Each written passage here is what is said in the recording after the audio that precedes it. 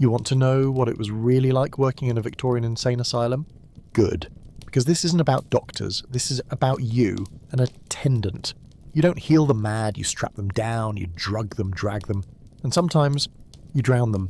And when the shift ends, you hang up your keys and punch out at 6 like nothing happened. That's the job. This story doesn't flinch. It's written from the floor you mop, the restraints you buckle, the breath you hold when a patient's laughter turns sharp. Over the next few minutes, you'll step inside the ward they never showed the public.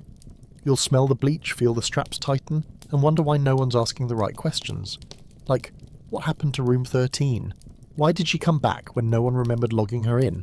And why does the quiet in this place watch you back? If you enjoy stories that smell like mildew, bleach, and things that you were never meant to hear, go ahead and subscribe. And tell me in the comments, how many seconds do you think you'd last in a room that forgets your name? You arrive before the sun has figured itself out. Fog leans against the window panes like it's tired of pretending to be air. The hallway lamps flicker orange and low, never enough to see the stains properly, but just enough to make them feel like movement. You press your shoulder against the main staff room door. It sticks, like always. The handle leaves rust on your palm, warm and gritty. Inside, benches that smell like mildew, a teapot stained black from years of boiling whatever could pass for tea, and a wall with chipped paint where the daily rota used to be nailed up, before one of the patients tore it down, screaming about time being a lie. They weren't wrong, you signed the logbook with a dull pencil that digs more than it writes. You've got the morning rounds today, hydrotherapy first, then restraints check, then feeding, then whatever else they scream for. Your boots echo on the flagged floor as you cross the hallway, but not cleanly. There's a dead patch of sound near cell 6, where the boards below are still waterlogged from last winter's pipe burst. It never dried. Nothing in this place really does. You unlock the hydro door. The smell is immediate. Chlorine, metal, mould, and something else that shouldn't be warm, but is. The tiles are cracked and blistered from years of steam and silence. The tub is big enough for 2 grown men to sit with knees tucked, though no one's ever bathed in it willingly.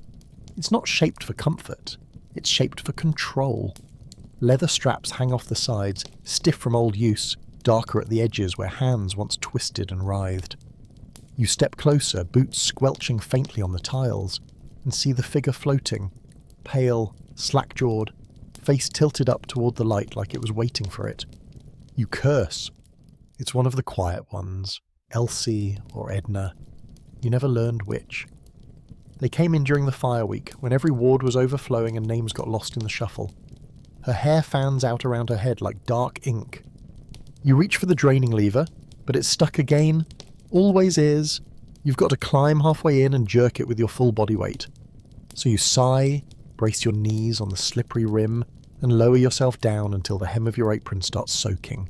Your fingers find the lever, crusted with rust and slick with God knows what, and pull. Water gurgles like it's sick of holding secrets. The woman's body rolls a little with the motion, and her hand bumps your arm. It's cold, but not stiff, which means she wasn't dead long, maybe an hour, maybe less. You mutter a half sorry under your breath, not for her, for you, because now you have paperwork. You haul her out onto the platform mat, wrap her in the sheet kept under the bench, and drag her toward the hallway. She weighs less than she should, and more than you want to think about. Her head lolls as you move, eyes open but unfocused, like she's still trying to understand why the water stopped. You pass Matron Dulcie on the stairs, her face a tight pinch of disapproval. Like it always is, she doesn't ask, just nods, which is worse than scolding. You deliver the body to the basement prep room, which doubles as a laundry station and triples as storage for the broken gurneys they can't afford to replace. You leave her on the central slab, scrawling unclaimed South Wing Hydro 510 on the tag and tying it to her toe. Then you turn back upstairs before the room has a chance to settle into silence again. The air in that place has weight, like it remembers every body dragged through.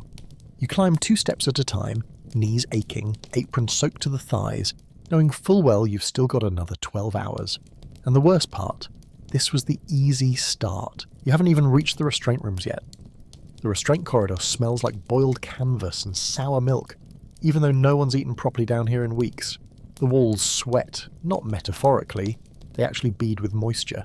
Some kind of fungus behind the plaster making the paint peel in strips like skin. You don't look too close. The keys on your ring clink with every step, and that sound alone is enough to stir whoever's not sedated beyond memory. Room 2 shudders once as you pass. Eli again. A big, wide man with hands like fence posts and the whimper of a church mouse. You make a mental note to ask if he was drugged last night. If not, you'll need help later. Room 3 is silent. Room 4 smells like urine and old mint. Room 5. You pause. The latch is twisted, not fully closed. That's not right. You were on rota last night, you'd remember. You lean in slowly, press your shoulder to the heavy door, and crack it open.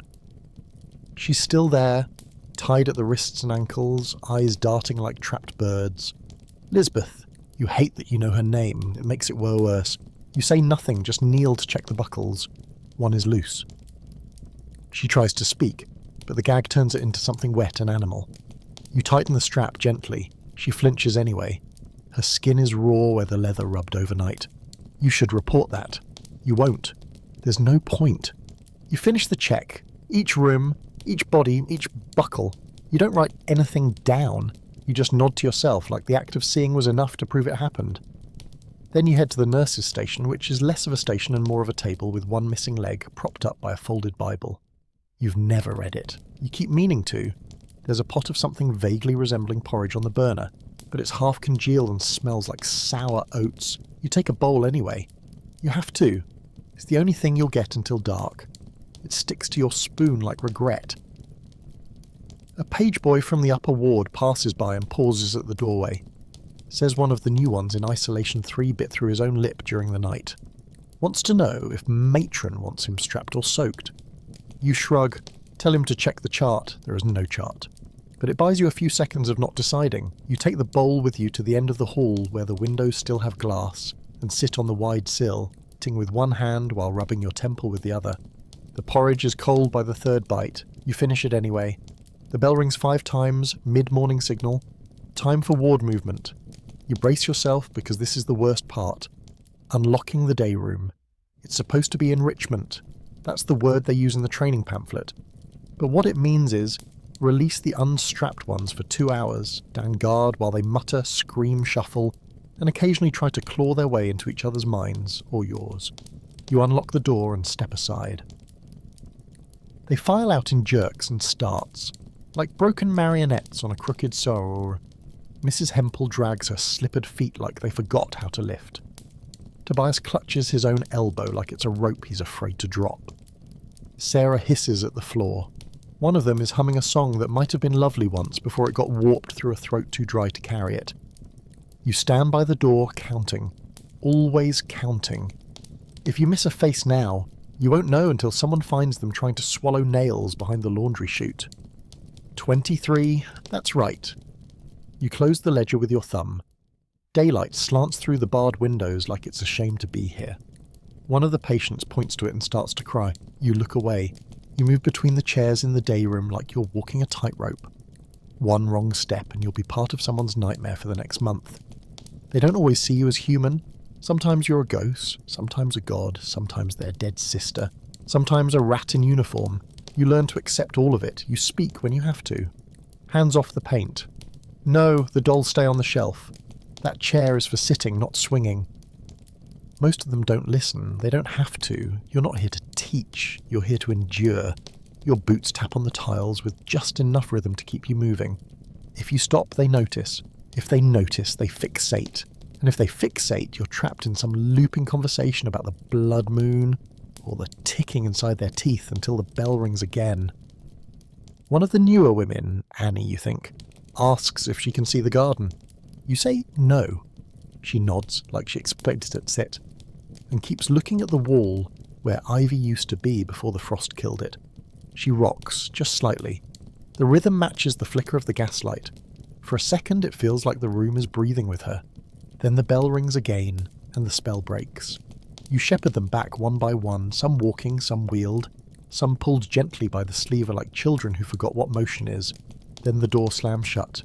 23 in, 23 out, and you lean against the frame, eyes dry, breath shallow, jaw tight. Noon. Halfway. You'd celebrate if there was anything in you left that remembered how. Lunch is more of a concept than a meal. A tin plate of grey meat and gravy, the consistency of cough syrup, half a scoop of something that started as potato, and a square of bread so dense you could use it to block a drain. You sit in the break alcove behind the linen closet, knees pulled in so the mop bucket doesn't jab your thigh. There's a wire mesh above your head that used to be part of the dumbwaiter system. Now it just groans when the wind shifts. You eat fast, not because you're hungry, but because stopping too long gives your body time to realise what it's missing. Salt, sleep, sunlight. You hear one of the doctors laughing down the hall, Dr. Vella, always laughing too loud, like it needs to echo to prove it's real. He's probably making one of the mute boys mime a joke again. It's supposed to be therapy. You swallow the last of the bread without chewing and spit out a pebble that wasn't a pebble. Maybe a tooth fragment. Maybe not yours. Doesn't matter. You wipe your hands on your apron and stand too quickly. Your knees don't like that. They never do. Afternoon is when the real work begins. They call it therapeutic bathing, which is a poetic way of saying, haul the ones who haven't washed in days into tubs barely big enough to sit in, scrub them like livestock and hope they don't panic. You start with Martin. He's docile until the second bucket hits, then the flailing starts. You get clawed across the knuckles trying to hold his shoulder steady. The water sloshes over your boots. You don't bother changing socks anymore. You just keep working. After Martin comes Cassie. Silent, bird-thin, bones that jut like someone drew her with bad ink. She stares at the ceiling the entire time, lips moving soundlessly. You think it's Latin, or nursery rhyme, or something that lives between both. You hum tunelessly while you soap her arms, just to fill the space. The drain gulps down the filth without complaint. You empty and refill the buckets 5 times. The water never runs clear. You try not to think about where it goes after. There's a stain on the floor behind the tub shaped like a jawbone. No one's ever scrubbed it out. No one ever will. After bathing comes linen duty. You cart the used sheets down 2 flights to the scullery, where the air smells like bleach trying to strangle mildew and failing. The washing vat is already half full with grey water, floating cloth like drowned flags. You stir it with the stick, too short for comfort, too splintered for bare hands. Your wrists ache from the angle. You rotate them once, hear a crack. That's normal. The drying racks above are dripping, not with water, with time. Because by the time a sheet is clean, dried and folded, the person who soiled it might not even remember doing it. You hang the cleaner ones on the line that runs above the boiler. The heat hits your face like a slap. You stand there anyway, eyes closed, letting the sweat form just to prove something inside you still works. You're not sure what. You think of the outside for the first time in hours. Of smoke maybe, or cold air, or a sky not pressed into rectangles by barred windows. Then someone calls your name, not patient, not staff, just a voice. You pretend you didn't hear it. You're allowed that much. By the time you climb back up, your arms are trembling from the weight of wet sheets. The matron catches you at the top of the stairs and hands you a note. It's scrawled with 2 words, Room 13. You nod. She doesn't wait for questions, she never does. Room 13 isn't used anymore, not officially. It's on the corner of the west wing where the plaster's rotted through and the wall leaks during storms, but sometimes they still put people there when the regular beds are full. Overflow, that's what they call it. You reach it after 3 turns and 2 stairwells. The corridor gets narrower the closer you get, until your shoulder brushes the wall every 3rd step. You unlock the door and step inside. It's darker than it should be. The window's been painted over. A girl sits in the corner, knees drawn up, hair matted with something that might have been syrup once, or blood, or both. She doesn't look up. You read the note again. No instruction, just the room number. You step closer. The floor creaks. Her eyes flick toward you. You see too much white, too little rest as you kneel. She flinches. You whisper something neutral, not kind, just neutral. A question she doesn't answer. You take her wrist gently and begin to check for sores. She doesn't resist. That's worse. You glance at the ceiling, which is flaking in long, slow peels. It looks like it's molting. You swallow. Your throat is dry and tastes like lint. You finish the check, wrap a blanket around her shoulders, and leave without closing the door fully. You can't. The latch doesn't catch anymore. You let it hang. It feels like the only honest thing you've done all day. By late afternoon, your hands don't feel like hands. More like damp cloth wrapped around aching bones. You check the clock in the hallway, but the minute hand stuttered again. It's been stuck between 4 and 5 for 3 weeks now. Doesn't matter. You don't need it. Your body knows what time it is by the way your back pulses. The hour of headaches. The hour where the light through the windows turns sour and starts to leak sideways, casting long stripes across the cracked tiles like something's trying to cage you too. You're assigned to the solarium for the next rotation, which is ironic, considering there's barely any sun and definitely no warmth. Just 3 benches, 1 threadbare rug, and a wall of smudged glass that rattles when the wind hums. 2 patients are already inside when you arrive. Daniel, who whispers numbers with every breath, and Clara, who hasn't blinked since Tuesday. You sit on the stool by the door because standing makes your ankles burn. The cold from the floor creeps into your spine anyway. Daniel reaches up toward the light and says, 27, like it means something. Maybe it does, you don't ask. They say the solarium is good for morale. That light helps, that quiet heals. But no one ever asks what silence does when it stretches too long. What shadows do when they have time to settle. You watch Clara out of the corner of your eye. She's chewing her sleeve again. You tell her softly, not today. She stops. Doesn't look at you. Just presses her forehead to the glass like she's waiting for something on the other side to notice. You shift your weight, and the stool creaks like a breath being held too long. Daniel starts counting backwards, loud now, voice brittle, like old rope fraying. You don't interrupt. Interrupting only resets him. Best to let him unwind all the way down. He gets to 4 before trailing off into a cough. You offer a cup of water. He doesn't take it. Just looks past you like your furniture, which on most days is exactly what you are. A thing that moves between doors, a hinge with legs. The window fogs with their breath. You wipe it once. The smudge makes it worse. You escort them back at the quarter bell. Clara walks slowly, arms wrapped around her ribs like they'll fall out if she doesn't hold them in. Daniel mutters something about the moon. You nod, not because you agree, but because disagreeing takes effort you don't have. The hallway's too quiet now. That's never good. The quiet here is thick, deliberate, like it's watching you. You check the chart again. There's a medication run at the top of the hour. You sigh. Head to the dispensary. The medicine cabinet is locked as always, but the key's kept in a ceramic teacup shaped like a sheep. You don't question it, just fish it out. The bottles inside are neatly labelled but not neatly filled. Half doses, diluted tinctures, powders that clump from moisture. You measure out 5 pills, 3 liquids, 2 powders, you double-check names, then you triple-check. The last time someone mixed up doses, Sarah didn't sleep for 4 days and bit through her tongue. You carry the tray with both hands, moving slow so the glass vials don't rattle. They still do, everything rattles in this place eventually. You administer the pills through the little slots in the doors. Some take them willingly, some pretend to.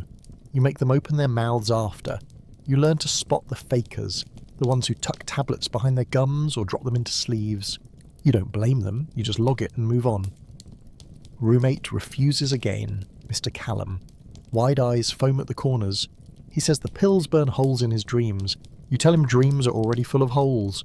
He laughs once, high and short. You give him water anyway. He throws it at the door. You nod to write it down. Keep going. By the time you finish, the tray is wet, your fingers are damp, and your apron smells like chalk and vinegar. You return the bottles to the sheep cup and wash your hands in the tin basin by the stairwell. The water is brown at first, then less brown. Then you give up and dry them on your own sleeve. A boy from the kitchen passes you on the landing and whispers, "She's back." You don't ask who, you already know. The girl from room 13.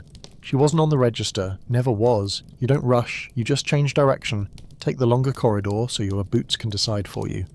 The hallway hums with pipe heat and old whispers.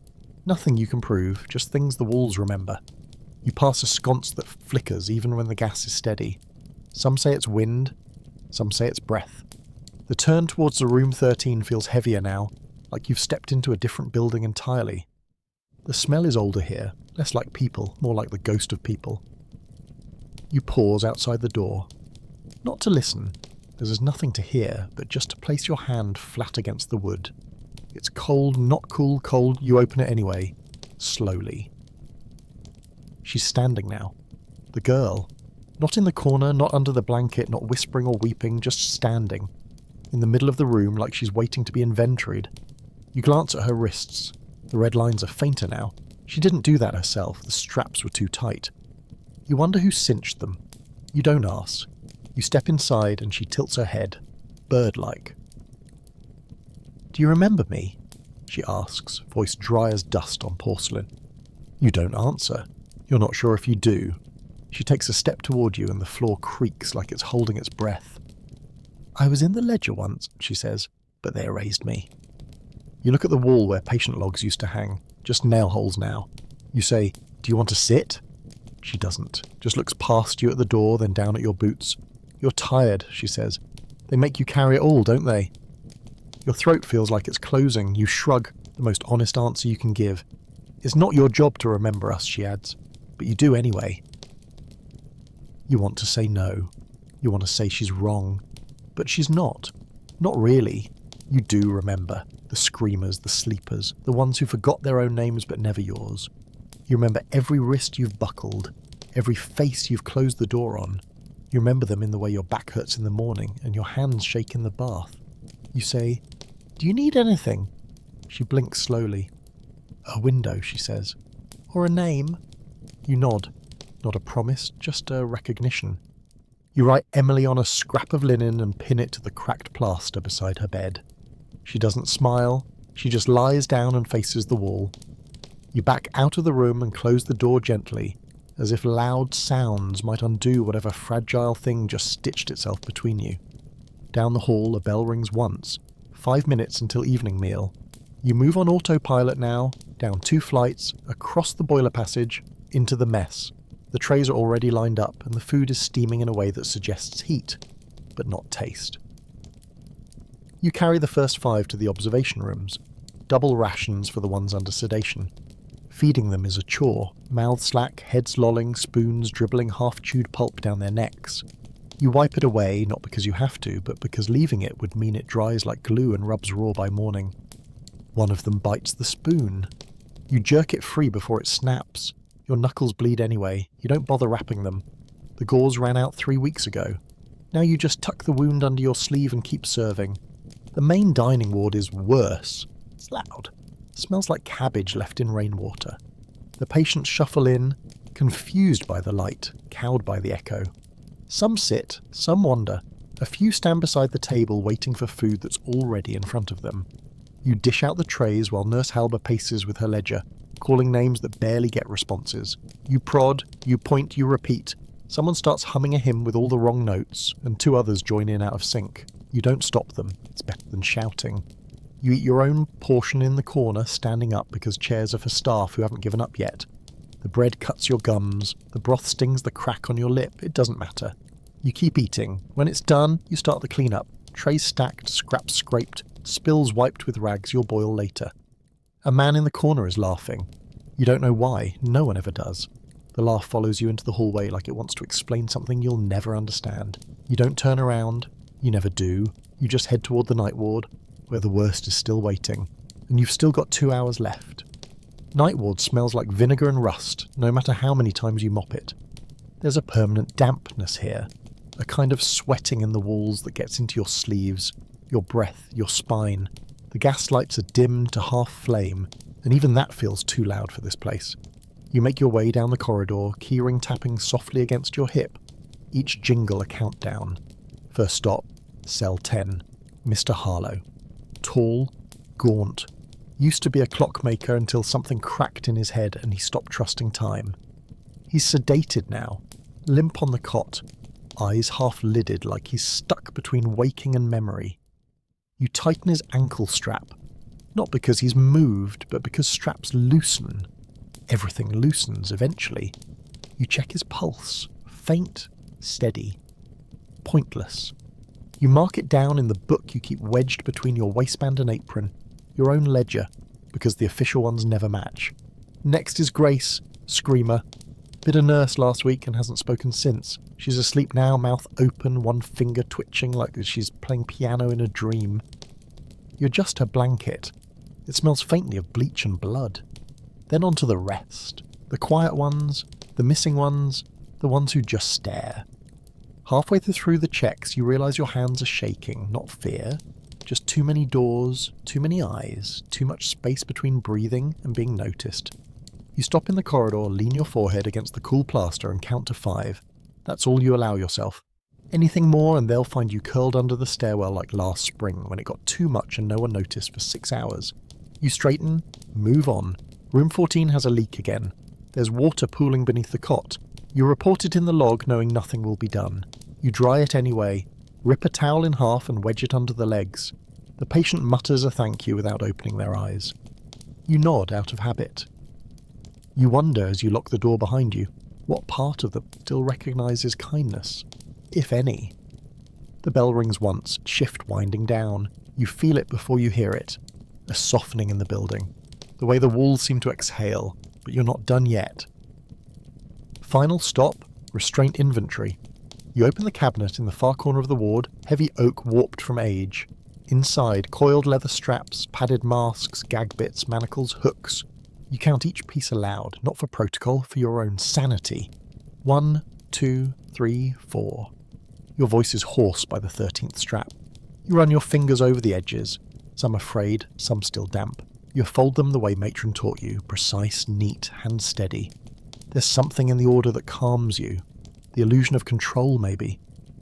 You place the masks back last, facing forward. You don't know why. Maybe so they can see each other. You close the cabinet, lock it, then sit for a moment on the bench beside it, the only bench in the asylum without a stain. You don't ask why, you just let your shoulders fall, let your jaw go slack, let your eyes blur just for 1 minute, maybe 2, that's all. Then the final bell rings. 6 o'clock. Time to leave. Time to punch out and pretend this doesn't follow you home. You return your keys to the hook in the staff room, wipe your name from the rota with a thumb smudged in soot, and peel off the apron that smells like everything you want to forget. You pass matron on the way out. She nods, just once. Approval, acknowledgement, pity. Doesn't matter. You nod back, step into the dusk. The street is cold, not clean cold, but heavier, like soot with edges. You walk past the iron gates, down the narrow path lined with weeds that used to be a hedge. Past the man with no shoes who stares at the clouds. Past the girl selling roasted chestnuts you can't afford. Your body moves without asking. Your feet know the way. When you reach your room above the bakery, you don't light a candle. You sit on the bed. Untie your boots. Stare at your hands. The skin on your knuckles is cracked. Under your fingernails, something dark. You tell yourself it's dirt, just dirt. You lie back. The ceiling here is dry, plain, honest. You breathe once, twice, not to rest, just to pause, because in 12 hours you'll be back. Because they always need more straps, and someone has to punch in. The next morning doesn't begin, it resumes. You didn't really sleep, just drifted in and out of something thick and grey that might have been rest or might have been waiting. You dress in the same uniform, creased, damp near the hem, smell like old starch and copper. You splash your face in the chipped basin and spit into the drain, watching it spiral like something leaving your body on purpose. You don't eat. There's nothing in the cupboard except tea biscuits gone soft from the damp, and you don't have the stomach to chew past the first crumble. The street outside is still half dark, fog hanging low like a warning. You walk with your hands in your pockets and your jaw set. Feet already aching like they never stopped. The bakery is fairing up. You smell flour, but it doesn't make you hungry. It just reminds you of powder. Chalky, drying, tasteless. You reach the asylum gates 2 minutes before shift. The porter gives you a glance, not a greeting. You nod. That's all the exchange you're allowed. Inside, everything feels the same, but worse. Like a breath held too long, finally let go. You're assigned to the intake ward today. That means fresh ones, new bodies, new you stories, new things to ignore. The room is whitewashed, but only in name. The walls are stained in places where old paint refused to hold, and someone's tried to cover it with uneven plaster. You unlock the ledger and scan the names. 6 entries, 4 men, 2 women. Ages range from 15 to 70. Notes scribbled in margins. Incoherent, combative, mute, repetitive prayer. You roll up your sleeves. They stick a little to your skin. The first one arrives in a cart, not even a proper carriage. Just a horse-drawn supply cart with straw on the floor and 2 orderlies dragging the man inside like wet rope. His eyes are wide. Not frightened. Just wrong, off-kilter. Like they see too much, or not enough. He has a gash above his temple, crusted and swollen. You mark it down. One of the orderlies makes a joke about throwing him in with the pigs. You don't laugh. You wave them off and begin the assessment. He mumbles in a dialect you don't recognise. You offer him water. He spits it on the floor. You wipe it with your sleeve. You're not new. You know better than to flinch. The second is harder. A boy, 16 maybe, small and quiet. He's escorted in by his mother, who won't let go of his hand until the matron forces her. He doesn't speak, doesn't resist, just stares at the floor like it's telling him something the rest of you can't hear. You ask his name, he doesn't answer. You write silent in the notes. His hands are soft, not used to work, not used to anything. You guide him gently to the cot and show him the chamber pot, the blanket, the bell cord. He doesn't touch any of it, just sits and folds his legs under him like he's in church. When you leave the room, you pause outside the door longer than usual. You tell yourself it's to double-check the latch. It's not. It's to remember. You don't want to, but you will. The third patient arrives while you're still logged in. A woman with ink on her arms and bruises on her neck. You don't ask. You never ask. She mutters names, none of them hers. You nod. Let her have them, whatever they are, whatever they mean.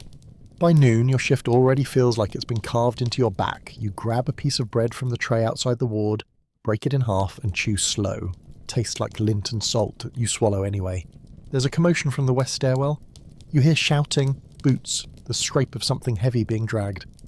You don't move toward it. You've learned not to. Whatever it is, it will pass. Everything does. Eventually the noise fades, replaced by the slow drip of a leaking pipe near the ceiling. It taps the tile with rhythm. 1, 2, 1, 2. You count to 60 just to pass the time. Someone calls your name, you look up. Matron again. She hands you a note without a word. You don't unfold it right away. You already know. You take the side corridor, the one with peeling wainscoting and no sconces. At the end is the quiet door. The one no patients are assigned to. The one that always finds a way back onto your list. You open it. She's there. Emily. Sitting upright. Awake. Like she never left. Like you never did. She doesn't smile. She doesn't move. Just tracks you with her eyes like she's reading something between your buttons. "It's you again," she says, not accusing, not relieved. Just stating it like weather. You close the door behind you, not because of policy, but because the hallway always feels too loud when she's looking at you. The room smells faintly of candle wax and damp wood. A bucket sits under the corner where the ceiling leaks. Someone's replaced the one you left yesterday. You wonder who, you don't ask. "They say I scream," she murmurs, eyes drifting to the wall, "but I don't remember it. Isn't that cruel? To be punished for noise you never heard?" You don't answer. There's nothing useful in silence, but there's less danger. You pull the stool closer and sit. Your knees crack, and she winces at the sound. "Sorry," you mutter. Your baby nods like you told her a secret. "You should leave something behind when you go," she adds. "Something real, so I know I didn't make you up." You feel your fingers twitch, resisting the urge to reach for your ledger, to write that down. You don't. You just sit with her for 5 full minutes, until her gaze softens and the tension leaves the room like steam escaping a crack. Outside, the asylum tilts into evening again. You check on the boy from earlier. He's still sitting on the cot, same position, same silence. Someone brought him a bowl of broth, untouched. You touch the rim, cold. You lift at it, thinking to replace it when he speaks. Just one word. "Tomorrow." You freeze. He doesn't repeat it. Just lowers his gaze again and draws a line in the dust with his toe. You nod like that's enough, and maybe it is. Down the corridor someone is wailing. A long, slow sound that starts in the lungs but ends in the bones. You don't go toward it. Another attendant does. Jenkins. Loud feet, short temper. You hear a door slam and the wail cut short. Not silenced, just buried under heavier noise. You head toward the linen closet and pull clean sheets for the upper ward. They're stiff, not from starch, but from being dried too close to the boiler. You carry them over your shoulder like firewood. A woman in the hallway grabs your sleeve, whispers, "He's watching from the ceiling." You say, "I know." She lets go. That's the whole exchange. Back in the prep room, Nurse Halber is rewrapping a patient's arm. A deep gouge, not fresh, not healing. She says he did it on the bedpost again. You nod, she doesn't ask you to help, you do anyway. Hold his other hand steady while she binds the wound in strips torn from a curtain. He doesn't flinch, just breathes like it hurts to remember he's still here. You look at the scar near his eye, one you didn't notice last time. Halber says, "He bit a priest once." You say, "I'd bite too." She doesn't laugh, but she doesn't correct you either. Afterward, you help him back to his cot, tuck the corner of the sheet like it matters, and walk out without saying goodbye. That's not allowed here. Goodbyes mean endings, and no one in this place ends, they just return. Halber lights a candle before she leaves. You watch it for a moment, how it bends, how it stutters, how it eats its own air, then you blow it out and leave the room dark. Just to see what happens. You spend the last half hour of your shift in the records room. It's cold. Always cold. No boiler lines reach this far. The files are stacked in towers that lean against each other like drunks on cobbled streets. You dig through the unclaimed pile, it's taller than the others. You pull a folder at random, no name, just a number. Inside, one photograph, one intake form, no discharge. You read the notes. Disassociated, silent under pressure. Responds to bell sounds with aggression. There's a smudge on the edge that looks like blood, but you don't test it. You just put the file back and choose another, then another. Eventually you stop reading. You just stack, align, organise, like putting a graveyard in alphabetical order. The bell rings, end of shift. You exhale through your nose, quiet, controlled. Not relief, just release. You hang your badge on the wall, loop your keys on the nail beside it, and wipe your hands on your apron before taking it off. The hallway outside is empty. You walk slower this time. No one waits for you at home. There's no urgency in being alone. Just habit. Just distance. Just time. Folding into itself like pages in a ledger no one checks anymore. Third day in a row and your boots still haven't dried. You put them on anyway. The laces are stiff and smell like wet rope. Your heel slips as you walk, rubbing raw where the sole's begun to split. You know you should get a new pair, but you also know how long it takes for a requisition to go through, if it goes through. So you walk with a limp now, not from injury but from management. It's still dark outside, the fog's gotten heavier, like it's trying to keep people from showing up. You show up anyway, they count on that. The porter doesn't look at you, he just opens the gate. Inside, the gas lights flicker low, like they're bracing for another day too. Your rota is already pinned to the board. Same handwriting, same chipped frame. You're back on feeding duty. You sigh through your teeth and pull your apron on with hands that don't feel like yours yet. You move through the hall like someone underwater. Not resisting, but not breathing either. The patients are stirring. Some quietly, some not. You carry the tray down the corridor, the bowls clinking against each other, like teeth in a cold mouth. You begin with cell 6, Miss Charwell. Soft-spoken if she speaks at all, she accepts the spoon like a priest accepts confession, slow, reverent, unreadable. You don't speak, just feed. The second cell is empty, sheet still stained. No one logged the removal. You jot it down. The third is Medale's. He's humming again, something sharp and arrhythmic that makes your spine itch. You feed him anyway. When he coughs, you wipe his chin. When he cries, you pretend not to hear. That's the rule. The fourth cell has 2 patients today. Overflow. They've separated them with a sheet hung from the ceiling like a bad theatre curtain. You hear muttering from both sides, but you only feed the one on the left.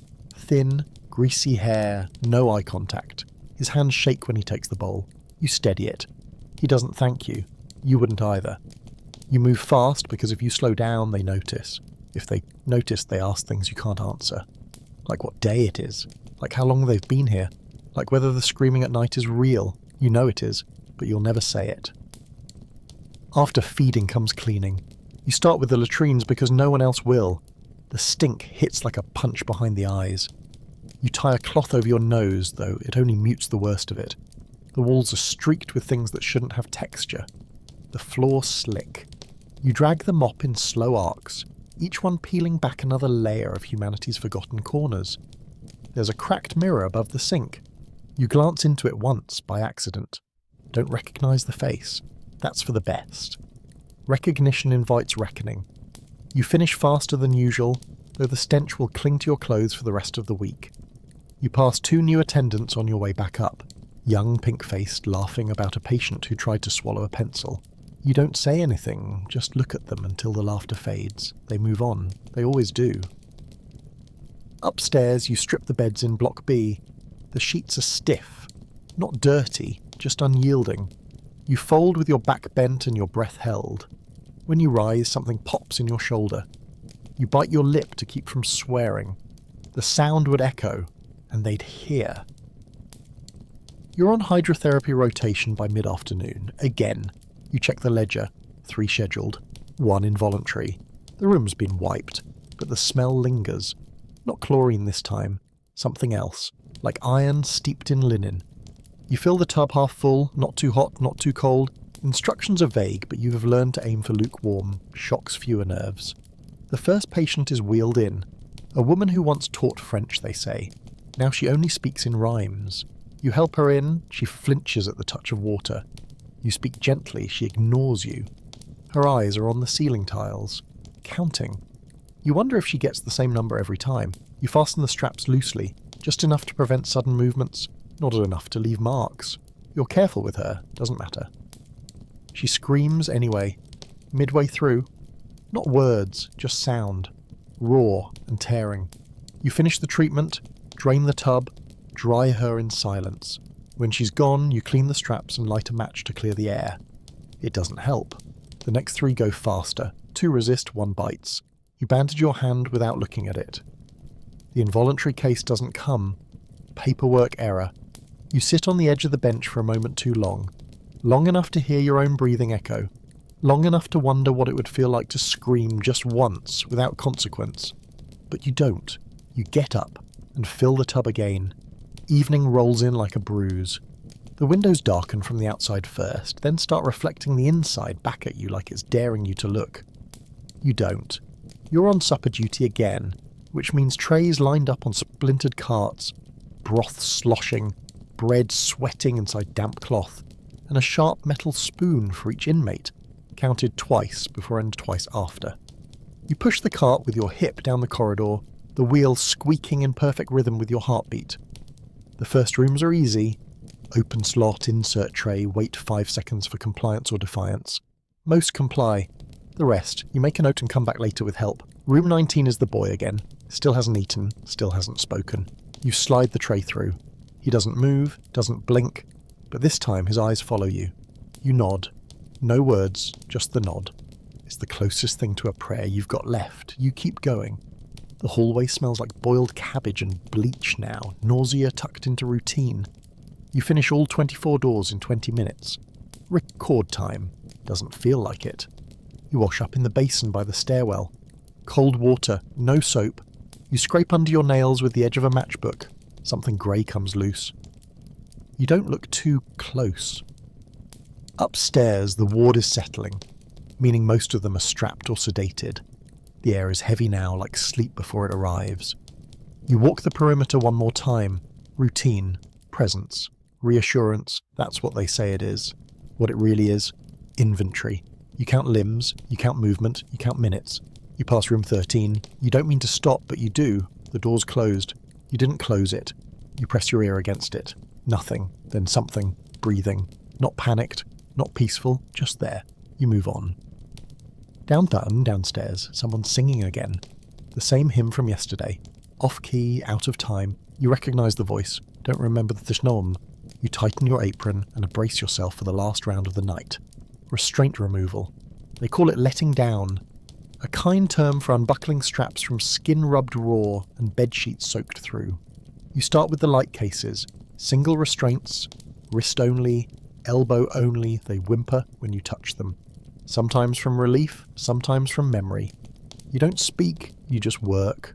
One strap, then the next, always in the same order. You develop that habit your first month. It helps, gives you something to follow when your brain threatens to drift. By the 5th room, your fingers are sticky with old leather and dried sweat. One strap won't unbuckle, you have to cut it. The knife you carry isn't sharp anymore. It takes 3 saws to get through. The patient sobs like you're peeling off skin. You apologise under your breath, not because it helps, but because the silence after feels worse without it. You finish your circuit at the end of the hour. 18 out of 20 down, 2 tons stay buckled. Dangerous, they said. You don't disagree. You log the names. You drop the knife in the bleach bucket. You rinse your hands in the basin. This time, no matchbook. Just raw skin and the faint sting of soap someone must have restocked. A mercy. Maybe an accident. The bell rings. 6 sharp. You don't flinch. You clock out with a pencil that barely writes, and a clipboard that's older than your boots. You hang the apron, slip your coat on.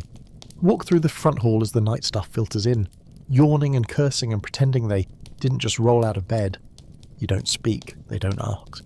Outside, the air has a teeth. It bites your cheeks and slips into your sleeves. You walk slower tonight, not from pain, just to avoid momentum. Fast walking feels like fleeing. You pass the alley where someone once found a patient curled up in the frost, still clutching a tea towel like it could explain anything. You cross the square, up the side street, into the bakery's stairwell. The banister wobbles, the light's still broken. You reach your door, it creaks. Your room smells like whatever the bakery didn't sell. You sit. Pull off your boots, let your feet rest on cold floorboards because it reminds you you're not still there. You close your eyes, but not to sleep, just to stop looking. And in your mind, somewhere beneath the ringing in your ears, you hear her voice.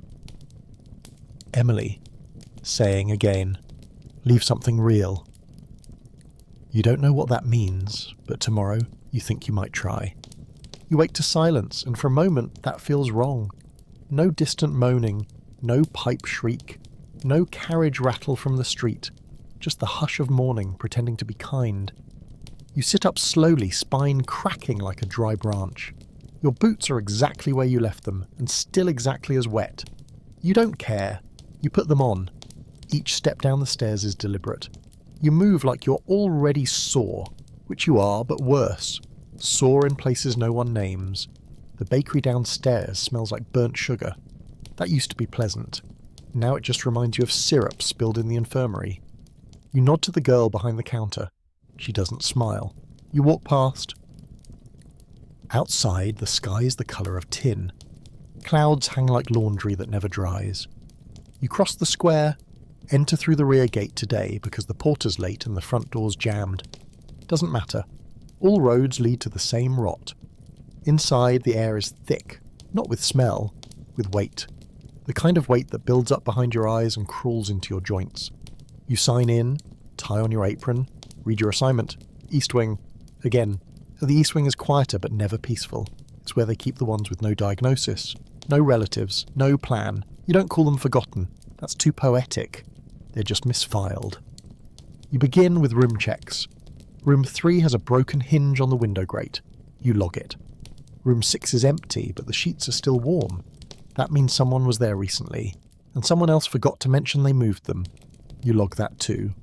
Room 8. You pause. A girl sits on the floor, back to the wall, humming something wordless.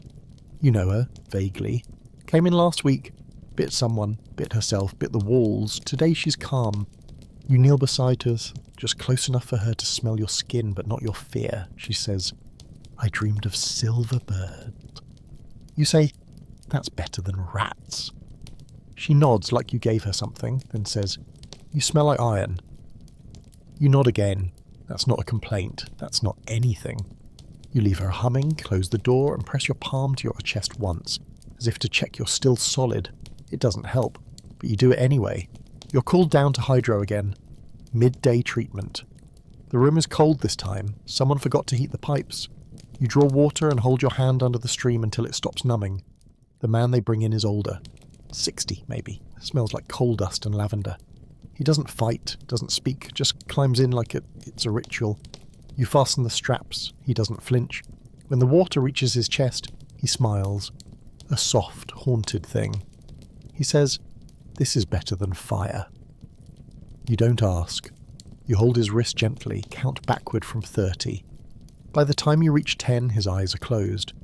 You loosen the straps, pull him out with slow hands. His skin's blue in eye patches. You dry him, dress him, wheel him out. You clean the tub again. You always clean the tub, and even when someone says they'll do it later, because you don't trust later. You drain the water. It gurgles like something choking. You sit on the floor after, just for a second, maybe 3, long enough for the cold to reach your spine and remind you where you are. You get up. You always get up. But it's starting to feel like the floor waits for you now. On your way back, you stop by room 13. You don't plan to, but your feet turn. You find the door slightly open. That's new. Inside, Emily is standing, holding a folded scrap of linen. She doesn't look up. You say, "Did you sleep?" She says, "No, but I pretended." You nod. That's enough. You sit on the stool. She walks over and hands you the linen. It's been stitched, crooked, sloppy, but deliberate. Your name, not full, just initials. "So you know you were here," she says. You hold it like it's paper, like it'll vanish if you grip too hard. "Thank you," you whisper. She sits. You both stare at the floor, at the spot where the plank dips, at the shadows moving too slowly to be light. After a while, she says, "Do you dream of here?" You say, "Not yet." She says, "You will," and you believe her. When you leave, you don't close the door. You never do. You tuck the stitched scrap into your apron pocket beside the broken pencil and the cloth you use for bleeding hands.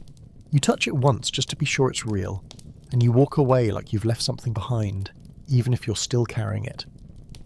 The evening shift starts with a scream. Not a sharp one, not sudden. It's the kind that starts low, coils up through the throat like smoke through a chimney, then settles into a long wail that sounds like mourning but never ends. You're not surprised. You know the voice. Mr. Gell. He's new, doesn't yet know which sounds no one comes for. You take your time crossing the corridor, not because you're cruel, but because rushing makes it worse. For you, for him. You find him huddled in the corner of his room, eyes ringed with panic, fingers scraped bloody from clawing at the grout. "They said I'd be healed," he murmurs. You kneel, not close, just near. "Not today," you say. And it's the truest thing he'll hear all week. You check his wrists. One's red, swollen. You'll report it, or you won't. You haven't decided yet. You guide him back to the cot, settles him into the blankets, then leave before the silence can stretch too long. As you lock the door, you catch your reflection in the glass. Face pale, jaw tight, shoulders hunched. You look like a man trying to apologize without words. Dinner is a blur. Tray, spoon, grunt, repeat. You don't taste it. No one does. The broth is thin today, the bread thinner. You sit near the back of the dining ward and watch the others work. New staff moving with stiff backs and fast feet. It won't last. One of them drops a cup. The clatter echoes. 2 patients flinch. One starts sobbing. You look away. You always do when the reaction comes from fear instead of madness. The matron passes by with her arms folded tight. She makes eye contact with you, quick, sharp, assessing. You nod. She doesn't. It still counts. After dinner, you help clear the trays. A man with a missing tooth offers you his spoon and says, "Tell the king I'm ready." You take it. Say nothing. There's nothing to say. You scrape the leftover gruel into the slop bucket and rinse the trays in lukewarm water that smells faintly of blood and soap. You dry your hands on the apron and feel something stiff in the pocket. The stitched initials. You touch them like a coin. Night check. Final rounds. The air hums low like the building is breathing through its walls. You begin upstairs, room by room, door by door. You pause at the ones that still carry yesterday's screams. The ones with bite marks on the frames. The ones where blankets are knotted like ropes. You don't linger. But you noticed. You always notice. Room 4, breathing shallow but steady. Room 7, blanket soaked again. Room 9, patient facing the wall, whispering a name you don't recognise. You adjust the straps, not too tight, not too loose. You check the gag fits, but doesn't choke. You mark it down in the margins. The official chart doesn't need that level of detail. Yours does. Downstairs, someone hums. Not a hymn this time, something darker, slower. You don't look for the source, boom. You already know you won't like what you find. You tighten your coat and keep moving. Final check. Room 13. You reach for the knob and pause. It's warm. You push the door open. Emily is gone. The cot is made. The scrap is still in your pocket.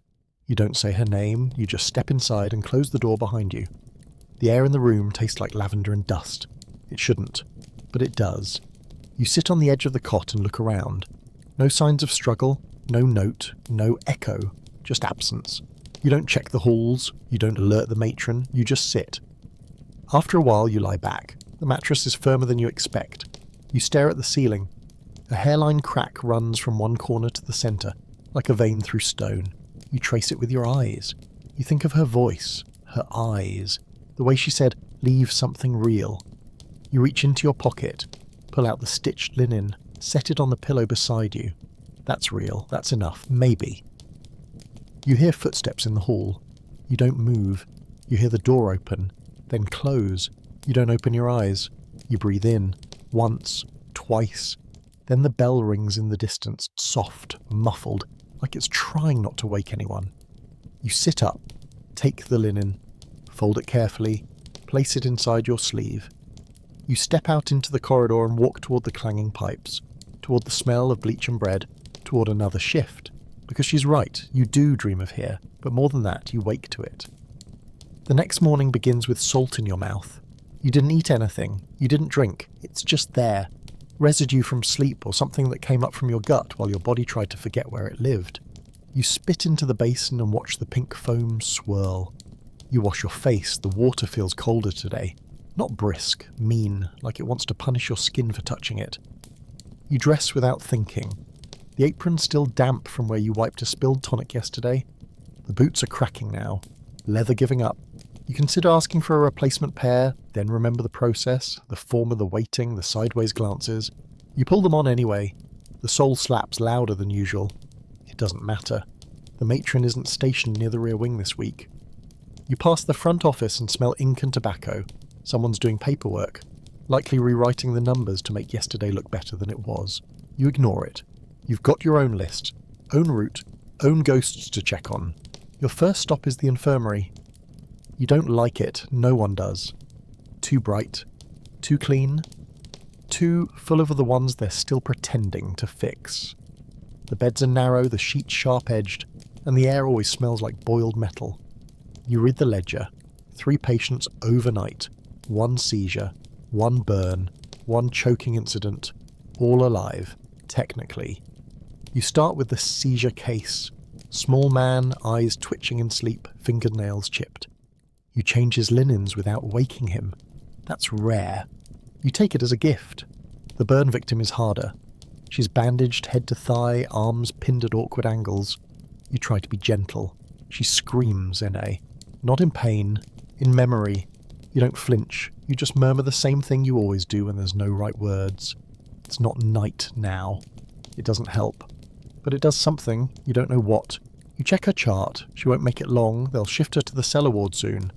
You wish they wouldn't. But wishing gets folded into linen and buried with the rest. You take a moment by the window near the nurse's station. The frost on the glass has teeth. Someone's etched initials into the pane. MS. You trace them with your finger. They're old. No one knows whose they are, but everyone leaves them there. You breathe fog onto the glass and wipe it away with your cuff. Outside the grounds are grey. The path to the garden is roped off with sagging twine. The trees look brittle enough to snap if the wind tries.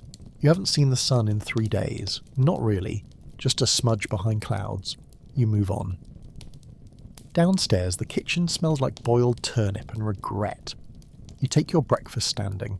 1 ladle of broth, a sliver of meat that might be liver, and a biscuit hard enough to chip your back teeth. You eat without chewing. The boy from Block B stands behind you, tray in hand, staring at your boots. They're broken, he says. You nod. So are a lot of things. He blinks, then sits. You never learn his name. You spend the rest of the morning wheeling crates. Medical supplies, dried herbs, powdered milk. You pass the chapel twice. The door's closed both times. You hear coughing behind it. Loud. Wet, someone inside is dying politely. You deliver your last crate to the dispensary and lean against the shelving just for a minute. There's a mirror on the wall. You avoid it. But not today. Today you look.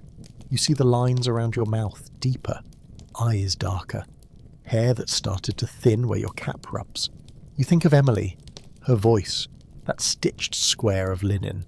It's still in your pocket. You haven't taken it out, but it weighs more each day. You leave the dispensary and head back toward the East Wing, where they keep the ones who talk backwards, eat chalk and laugh at walls. On the stairs you pause, just 1 second. You press your hand to the banister and feel the vibration. Low, steady. This building hums, always has, like it's swallowing something and hasn't finished. You shake it off, keep moving, because you're late for rounds, because someone always needs lifting or strapping or listening to. And if not you, who? Rounds are slow today. Everyone's still breathing, which isn't always the case by midweek. The doors creak more than usual, hinges sweating rust like the walls are starting to bleed. You carry your clipboard, though it's mostly for show. The real notes live in your head, behind your temples, filed by sound and smell, and which floorboard creaks near each door. Room 5 is empty. Patient transferred, maybe, or disappeared. You mark it with a question mark, nothing more. Room 7 has new bruises. You record them without comment. No one asks about bruises here unless they show up in pairs. Room 9 has been vomiting again. Chalk dust and string. You wipe it up with your sleeve. The nurse won't come until evening. Room 10 is quiet.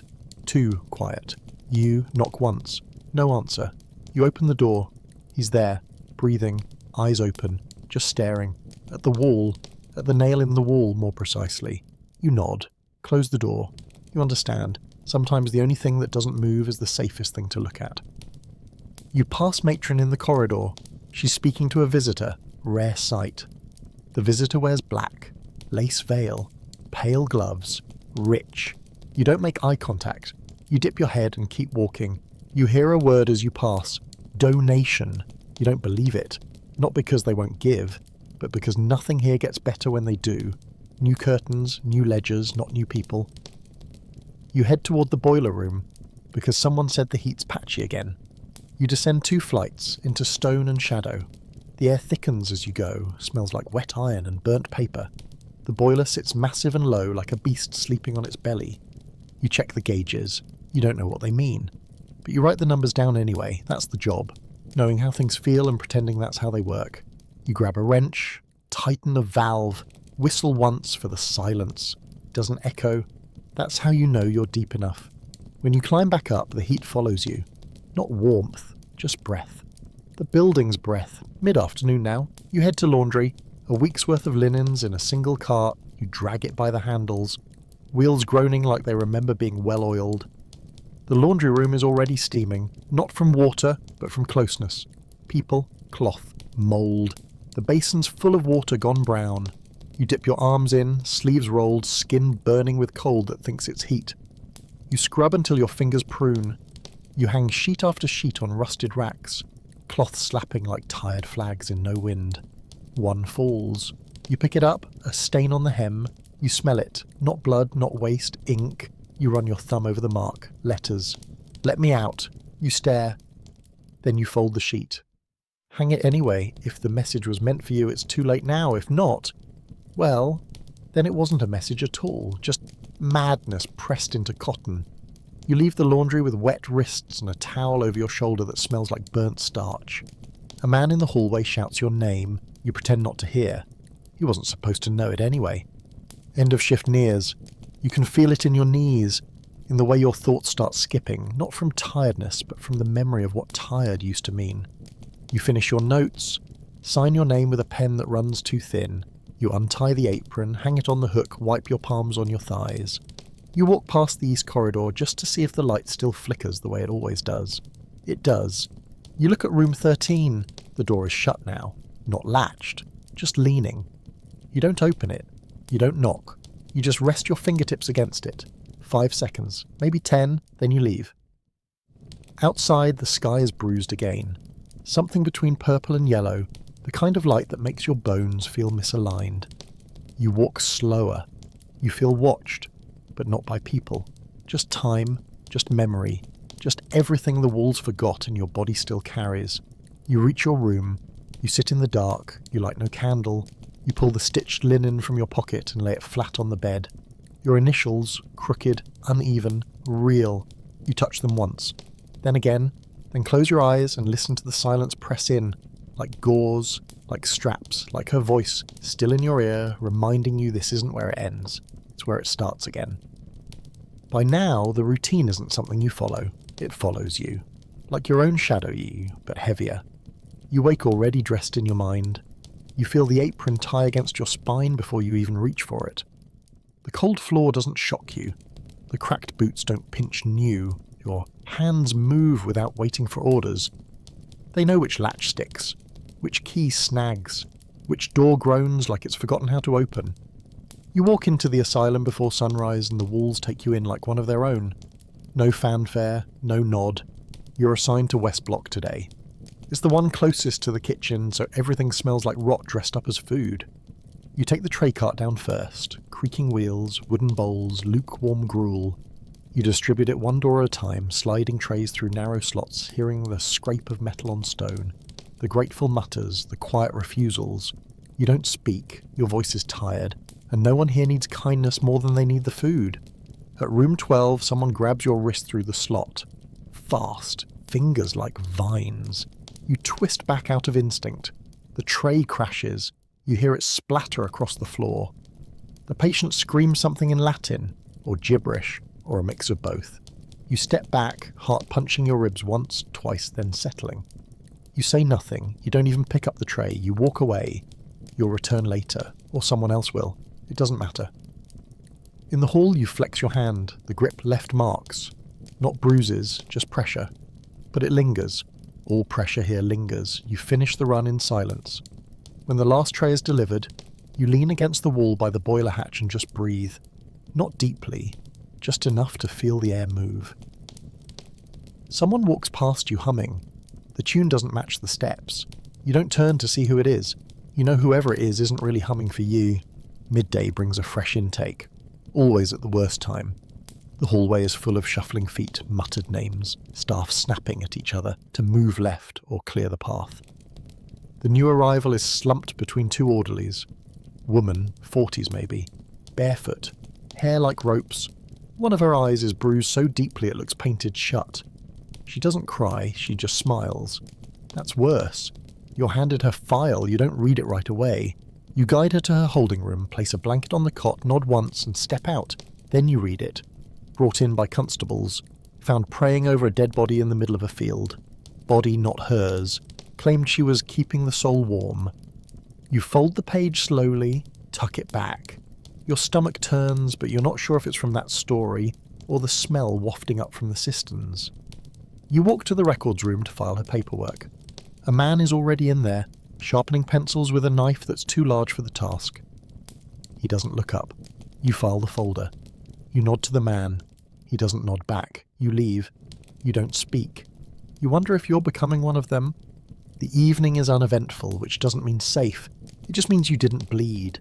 You spend an hour scrubbing the stair railings with vinegar, not because it's required, but because your hands need to do something that feels like cleaning. You hum while you work, not a tune you know, just a noise to drown out the ticking in your head. You think of Emily again, of the stitched linen. It's still in your pocket, soft now from touch. You still haven't shown it to anyone. You don't think you ever will. You check the clock near the back exit. It's slow or fast. You can't tell anymore. You begin final rounds, doors checked, patients counted, restraints adjusted, notes taken, nothing dramatic, just the work. Just the weight of things that happen too quietly to notice until you try to sleep. You end the round at room 13. Door still closed, no sound inside. You don't open it, door. You just touch the handle. 1 second, 2, then you walk away. Shift over, body aching, mind full. You clock out, step into the air that no longer feels like escape. It just feels less thick. You walk home in silence, up the stairs, through the door and into the dark, where the stitched scrap waits, where the floor is steady, where the silence doesn't press so hard, yet. Another morning, another shift, another set of bones inside your boots that no longer feel like yours. You wake without memory of sleeping, just a faint ringing in your ears, like something tried to speak through your dreams and gave up halfway. You splash your face, dress in clothes that still smell like steam and lye, and walk with a limp that isn't caused by pain, just habit. On the way to the gates, you notice frost creeping along the edge of the bakery sign, curling around the letters like ivy. You exhale steam as you walk. No one nods, no one greets. You enter the asylum through the delivery yard, where the smell of meat and bleach has fused into something neither of those things. You check the rota. Dispensary. You exhale through your nose. Better than intake, worse than hydro. You roll up your sleeves and prepare to inventory powders that all look the same until you give them to the wrong person. The dispensary is colder than the rest of the building, as if the medicine needs to be kept uncomfortable to work. You open the ledger. Begin counting. Laudanum, half a bottle. Tincture of valerian. Sticky, cap fused shut. Dried herbs, mixed together, no labels. The apothecary left last week and no one's replaced him. The matron says she's waiting for funding. You think she's waiting for someone who'll stop asking. You refill the dosette trays. One for tremors, one for rage, one for silence. The silence one gets used most. You glance at the tall cabinet in the corner, the one that stays locked. Inside, the drugs for emergencies. The ones that don't just sedate, they erase. You've used them twice. You try not to remember who. You close the ledger, wipe your hands on a cloth that leaves more residue than it removes. The bell rings once, mid-morning.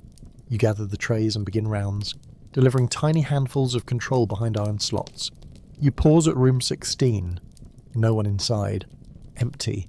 But the tray is still marked. You knock once, nothing. You move on.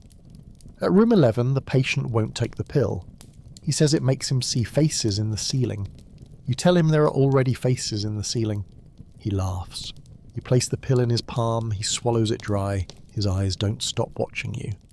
At room 9, a woman sings while you open the slot. Her voice is lovely, almost real. You thank her.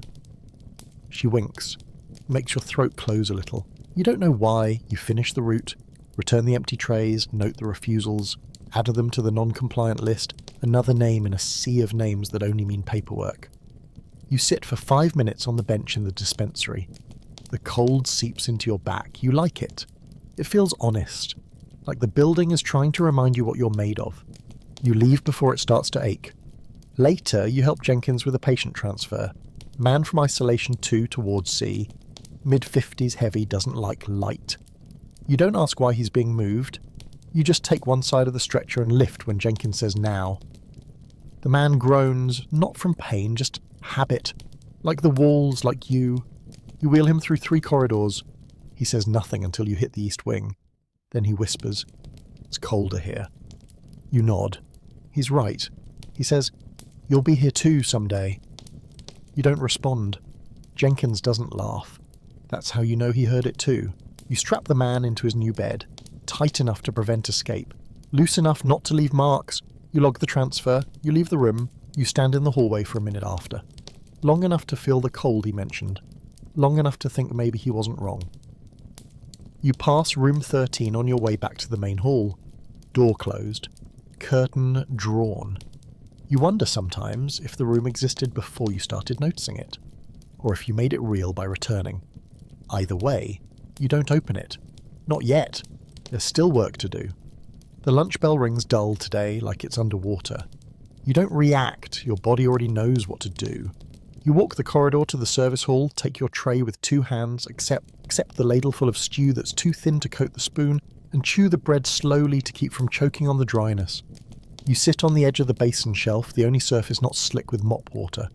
A nurse walks past, says nothing. You nod. That's all. You finish the bread, sip the stew, stare at the wall until you notice a crack forming above the doorframe. It looks like a tree root. You watch it for too long. When you blink again, 20 minutes have passed. You stand. The tray clatters more than it should. You place it in the wash bin and run your hands under water that smells like tin. It stings. There's a cut on your palm you don't remember earning. You dry it on your coat. Then you head toward the records room because it's quiet there, and right now you need quiet more than food. You find a folder left open on the table. It's not yours. You shouldn't look. You do. The patient's name means nothing to you, but the notes don't. Talks to shadows.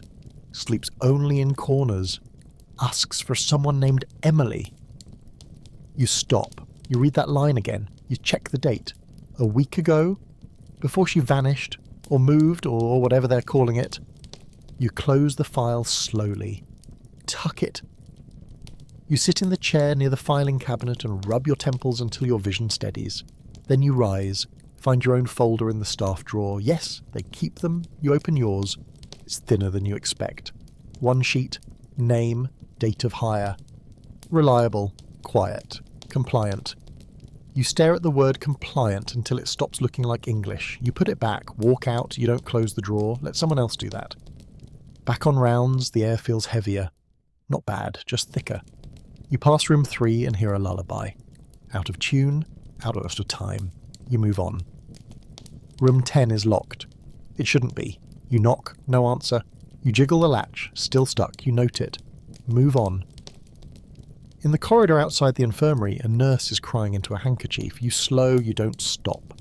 You've learnt that sometimes mercy looks like letting someone be alone. You descend to the hydro room, not because you're scheduled, but because you need to check the tub. Make sure it's been cleaned. It hasn't. The straps are crusted. The drain smells like old broth. You fetch a bucket and a brush, start scrubbing. You hum while you work. Not loud, just enough to keep your pulse even. You finish fast, dry your hands, sit on the bench just for a second. You stare at the far wall where a crack runs vertically, top to bottom. If you traced it with your thumb, you think it would spell something. Maybe it already has. When you return to the ward, Matron Dulcie is waiting. Clipboard in hand, jaw set. Just, follow me, she says. You do, no questions. You walk 2 corridors behind her. Past laundry, past linen storage. Down into the back wing that's only used during overflow. The air grows still. She opens a door, inside a new room. One you haven't seen. Fresh paint, new mattress, no patient. Just one note pinned to the pillow. Dulcie hands it to you. Starting tomorrow, she says. Your post. Then she leaves. No explanation. You read the note. It's typed. Observation Room 6A. Monitor overnight behaviour. Record anomalies. Do not engage. You sit on the cot. The walls feel clean in a way that makes you itch. Too white, too dry. You lie back and listen. No footsteps, no pipes, no breath from the walls. The silence here isn't comfort. It's containment. You close your eyes, not to sleep, just to practice. Because tonight you return not to rest, but to watch, because something changed. And they've chosen you to witness it. You report back at sundown. No supper. No bell, just the matron's hand on your shoulder, pushing the key into your palm without a word. Observation Room 6A sits at the end of a hallway that doesn't echo. The lights flicker once as you enter, then stay steady, like they're holding their breath. Inside, 1 chair, 1 cot, 1 cabinet. No window. The ceiling is lower than you're used to. Not cramped, just close. Like it's waiting to fall. You take the chair and face the door. You've been given a notebook, blank, save for the words hourly observations printed on the first page in a tidy, inhuman hand. You keep it in your lap. There's nothing else to do. The room is soundproofed. You know that not because they told you, but because you've already tried to listen for the building's heartbeat. And there's nothing. No creak, no breath. You shift in the chair. It doesn't squeak. The silence here isn't quiet, it's starvation. You glance at the clock, 6:00 p.m. You write it down. Nothing observed. You underline it. Not for emphasis, but to feel the paper resist. The first hour passes like a swallowed stone. Heavy, indigestible. You write down 7:00 p.m. No change. Your handwriting is worse than usual. You steady your hand. The next hour brings no visitor, no motion, just the sound of your pulse in your throat. You look at the walls. They're seamless, no vents, no seams. You tap one with your knuckle. It thuds, dull, solid. The air feels filtered. Too clean. You shift again. Your spine starts to stiffen. You write 8 p.m. No sound, stillness oppressive. You pause, cross out oppressive, write complete. You check your pocket. The linen is still there. A square of stitch and silence. You hold it flat on your knee for luck or for something else. Maybe to keep from drifting too far into the walls. 9 p.m. You write. No activity, room unchanging. You don't know if that's true. You just know you've changed, even if the room hasn't. By the time you scrawl 10 p.m, your hand aches from holding the pencil. You try standing, just to move. The room feels narrower when you're upright. The ceiling seems lower. You pace twice, 3 steps each way. No more. You sit back down. The chair is colder now, or maybe your skin is thinner.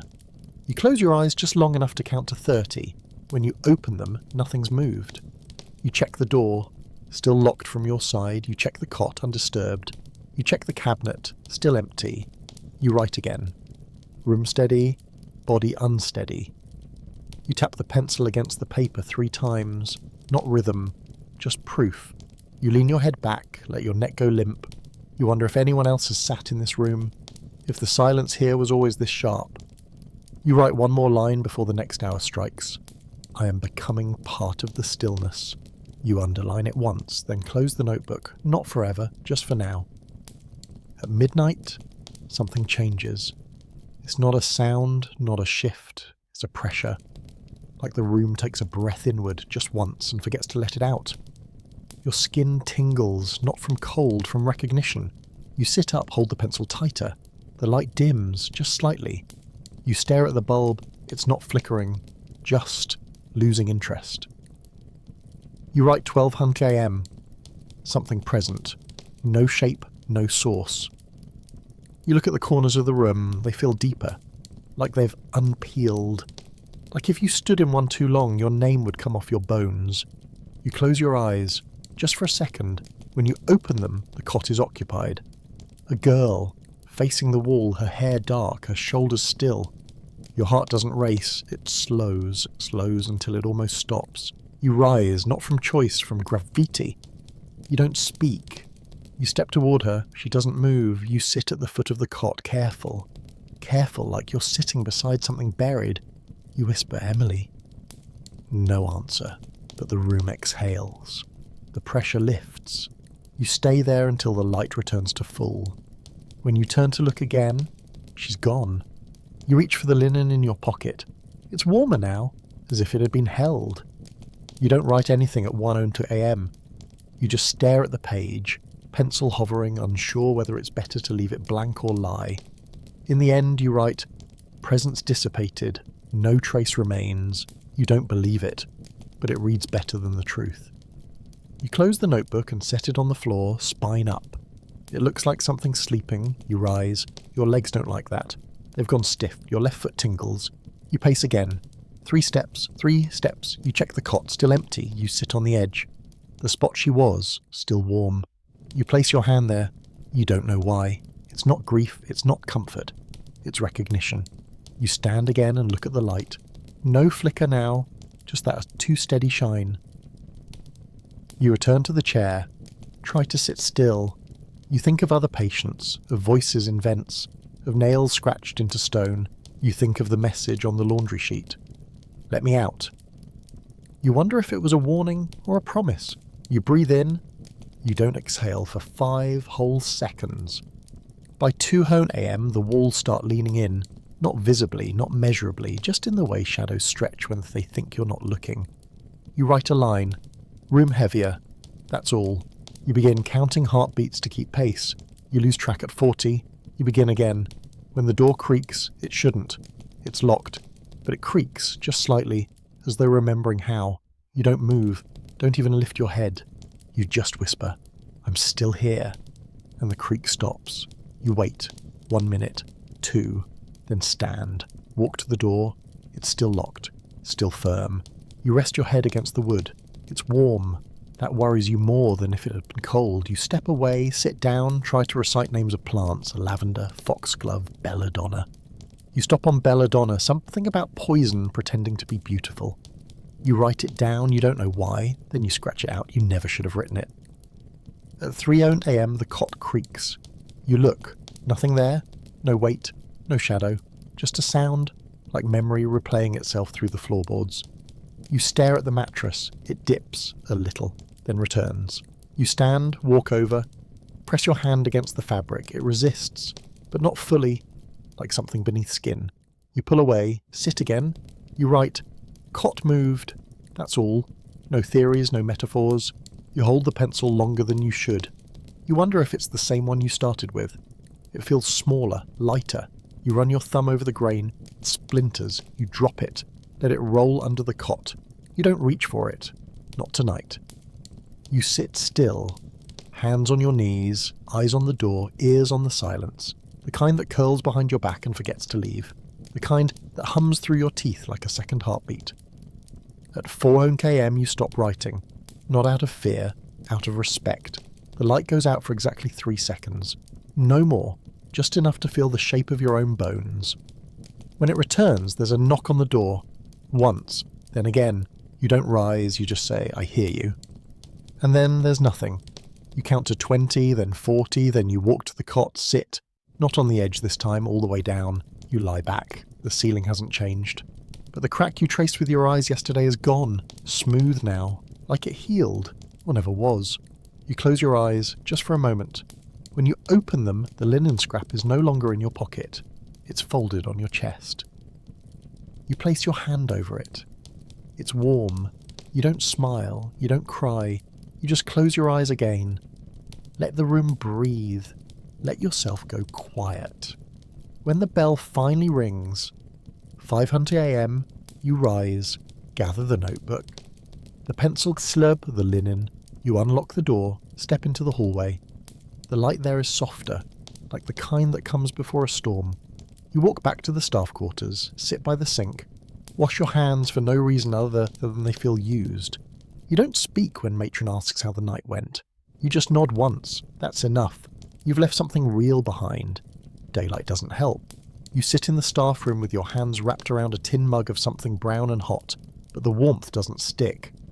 The matron hasn't spoken since the handover, just scribbled something in her ledger and nodded toward the rota.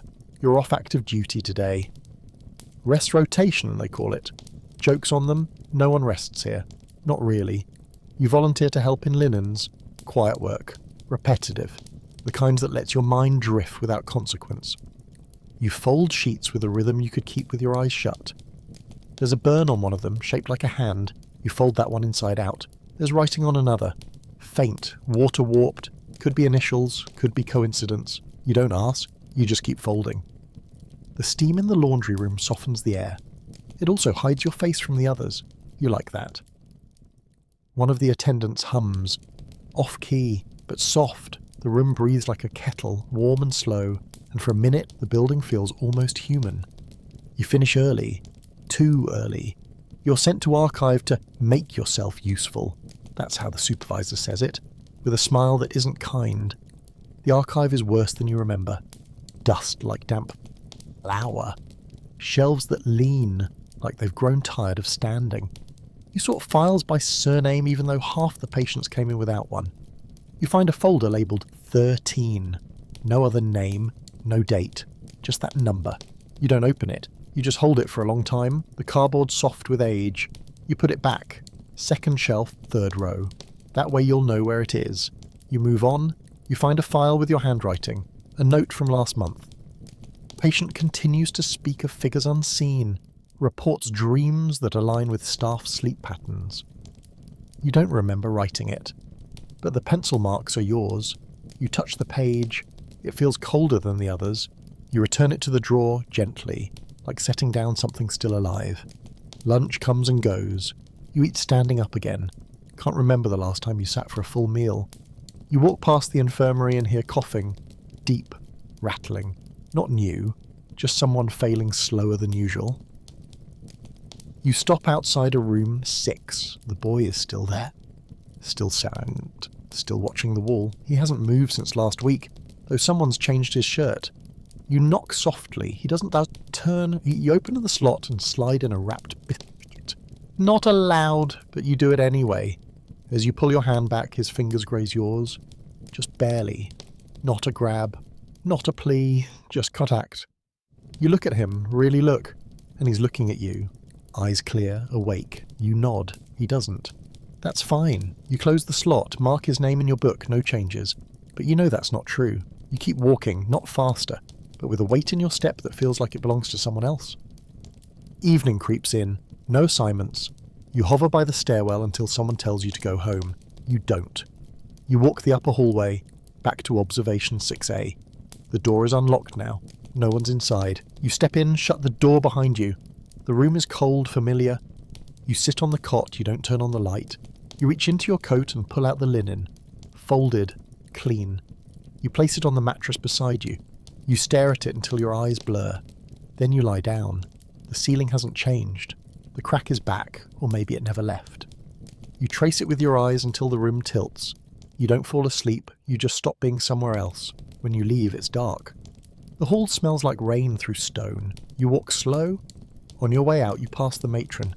She doesn't stop you, doesn't ask where you've been. She just says, "Some of them remember." You nod.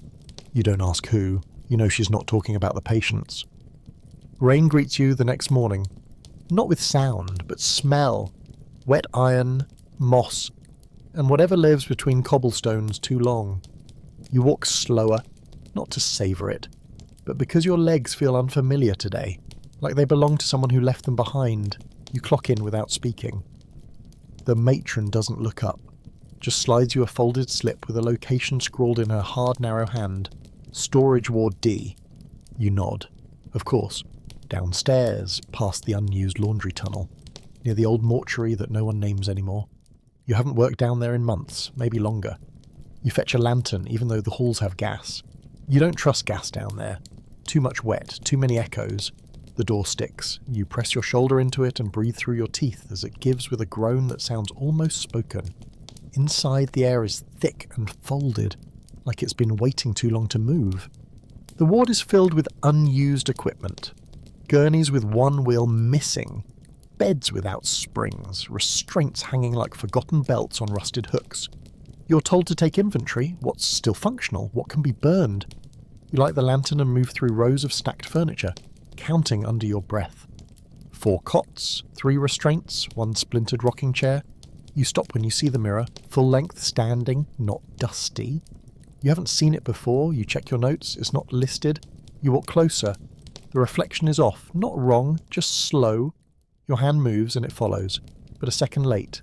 You step back, your throat tightens. You write mirror unknown in the margins and keep moving. Farther back in the ward, behind a collapsed shelving rack, you find a trunk. Wooden, locked. You don't have the key. You leave it. For now, but you mark it in the ledger with an asterisk. You don't plan to forget it, even if you're meant to. You exit the storage ward with the lantern still lit. You forget to turn it in. You keep it with you the rest of the day. The flame burns lower than it should, but it stays. No one asks. You're assigned to the East Corridor for afternoon rotation. Rechecking straps, documenting injuries, changing linens for those who no longer notice. You move quickly, gently. Room 5 has a fresh gouge in the wall. Room 9 smells like soap and copper. Room 13 is still closed, but the curtain's gone. You note it. Not out loud, just in your book. You pass the infirmary on the way back. The boy is there, not in a bed, just standing near the basin, watching water swirl. No one else sees him. You stand beside him. Say nothing. After a moment he looks up, says, You found her. You don't ask who. You nod. He leaves. Quiet as smoke. The nurse nearby doesn't even look up. You return to your rounds. You check the beds again. You know you already did, but now you need to be sure. Evening comes like a spill, slow at first, then sudden. The lights seem to flicker longer before settling. You're given no task. You take that as permission. You walk back towards Storage D, lantern in hand. The door opens easier this time. The air greets you like it's been chewing its thoughts all day. You find the trunk, the lock's been broken. Not shattered, just lifted. You open it slowly. Inside, linens. Dozens of them. Stitched. Initialed. All different. all faded. You reach in and pull one out. The thread spells your initials, not stitched by you. You trace the seams, sloppy, familiar. You hold it against your chest and feel something settle in your lungs. Not peace, not panic, just wait. Behind you, the mirror stands again, moved, closer now. Your reflection stares back at you. Not slower this time, perfectly in sync. You stare until your breath catches. Then you turn, leave the trunk open. Let someone else count the rest. You take your linen scrap and walk back upstairs, one step at a time, letting the flame in your lantern shrink to a soft glow. That's all you need now. Just enough light to remember the path, and enough shadow to know you're not alone. Your next shift begins without a voice. You wake, dress, walk the corridor, and pass the bakery without a glance. The apron goes on like a second skin. The boots groan but carry you. The matron doesn't speak when she sees you, just hands you the ring of the keys. The weight in your palm feels heavier than usual. You don't ask where you're assigned, you just start walking. Today you clean rooms, not occupied ones. The empty ones, the ones between patients, between memories. You start in room 2. Smells like old salt and mildew. You open the windows even though they stick. You mop the floor with a rag that smells like vinegar and ghosts.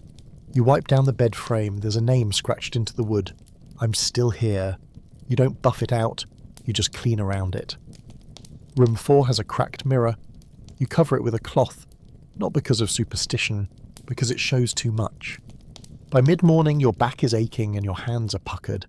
You dip the rag into a fresh bucket. The water clouds instantly. You carry it down to the disposal drain and dump it. Something clogs the pipe for a second, then slips through. You don't check what it was. In the hall you hear a clang, tray dropped. Somewhere distant. Someone curses. Routine returns. You walk to the courtyard for fresh air. The gate's locked. It always is now. A sign reads under repairs. It's been under repairs for 6 months. You lean against the frame and stare through the iron bars at a patch of sky smudged by soot.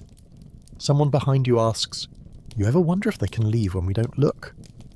You turn, it's Jenkins, holding a mop, looking older than usual. You nod. "All the time," you say. He nods back, walks away. That's the end of the conversation. You're called to assist with bathing. Not hydro. Manual. That means buckets. That means scrubbing. That means skin under your nails. The first patient resists. Screams until his throat gives out. You wipe blood from your collarbone. The second cries the whole time. Doesn't speak. Just cries.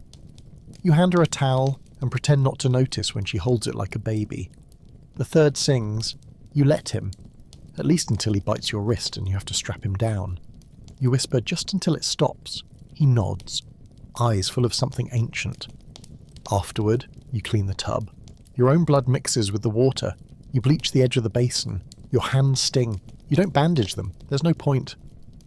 The bleach eats through gauze like time eats through memory. You dry your fingers on your apron and walk back toward the main hall, where supper is already being carted out like it matters. Evening again. The halls glow gold for 10 minutes. Then the gaslight dulls. You sit on the stair outside the staff room and drink from a chipped cup of something called tea. It's hot and brown and that's all you know. A nurse walks past you and says, "You look hollow." You don't answer. Not because she's wrong, but because the word feels too kind. You walk to room 13. The door is open. The cot is stripped. The walls are blank.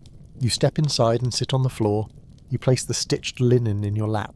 You close your eyes. You whisper, "You're still here." And the room exhales. Not air, not sound. Just space folding inward like it remembers you. You hear no footsteps. You feel no breath. But you are not alone. You don't ask why. You don't open your eyes. You just sit and wait and listen. When the bell rings to mark the end of shift, you don't move. You stay until the silence starts to forget you. Then you rise, return the keys, wipe your hands on the wall, walk home in the dark, and asleep, not to rest, but to return, because tomorrow is waiting, and so is she. The next morning is quieter than usual, not silent, just holding its breath. You dress slower, not from fatigue, but from something you won't name. The air outside smells like ash, not from beer. From something older. Settled. You walk the long way to the asylum, past the tannery ruins. past the pump that still leaks rust. Your hands shake once while tying your apron. You tell yourself it's the cold, you report to matron. She doesn't speak, just passes you a folded note. Room 13, strip reassign, that's all. No explanation, no signature. You nod. Walk the south corridor where the tiles click different beneath your boots. Room 13's door is closed again, but not latched. You push it open slowly. Inside, the cot is gone. The floorboards where it sat are lighter. The air smells like lavender and dust. You kneel. There's a shape in the grain, a stain. You touch it. Your finger comes away dry, you don't clean it. You stand, close the door behind you, then sit on the floor, not to work, just to be where she was, one last time. You don't return to the staff room. You walk directly to the attic archive. No one sees you, no one stops you. The stairs creak like warning, but you've stopped listening. The door sticks. You shoulder it open. Inside, the dust greets you like a curtain. You find the shelf with the file you didn't read before. Folder marked 13. You open it now. Inside, one page, not typed, handwritten. The ink is faded. The date is smudged. The name is missing. The note reads, "She arrived without language, left without sound, marked only by those who stayed too long, that's all." You fold the paper and slip it into your apron. You don't know if it's for the matron or for you. You leave the archive and descend the stairs slowly, one hand on the rail like the wood might give.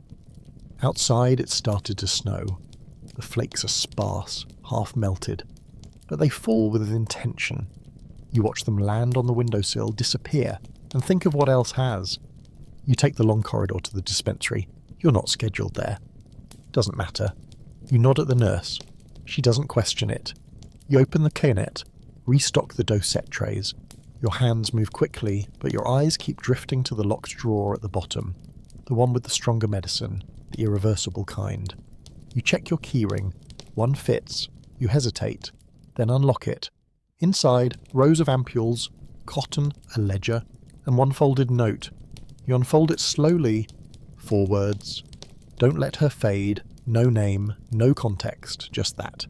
You fold it, place it with the other in your pocket, you relock the drawer. You don't take anything, you close the cabinet, then leave. On the way out, someone calls your name. You pause, turn, it's Jenkins. He looks pale. "Room 9's screaming again," he says. "Wants you." You nod, don't ask why, you just follow. Room 9 is the boy, but not how you remember. He's standing in the middle of the room, barefoot, hair damp, eyes wide. He points at the wall. "It moved," he says. "The room moved." You kneel in front of him, take his hand. It's cold. He stares at you like he knows something he shouldn't. "She was here," he whispers. You say, "I know." Behind him, the wall is cracked, thin, diagonal. A fracture. Not structural, something else. You touch it. Your fingers tingle. The boy exhales. You lead him to the cot. He lies down, doesn't blink. You close the door behind you and mark the chart. Status changed, eyes open. You don't write what you saw. You walk past the linen closet, down the back stair, through the tunnel to the garden. It's locked, but the chain is loose. You step through. The snow is falling harder now. You stand among the dead plants, breathing fog into the air. And for a moment you think you hear her again. Not a voice, just the sound of someone folding a sheet and humming. Your last shift begins before your boots are dry. You walk slower, not out of pain but out of refusal. Each step is a small defiance. You enter through the rear gate, nod to the porter, ignore the frost clinging to the latch. Inside, the asylum hums low, the kind of sound you feel in your molars. Matron doesn't hand you a slip today. She just gestures to your chest, where your name badge used to be. You lost it 3 days ago. You don't explain. She doesn't ask. You head to the corridor without a title, the one between wings, the one that was supposed to be bricked up last spring. You press through the door, the hinges don't groan anymore.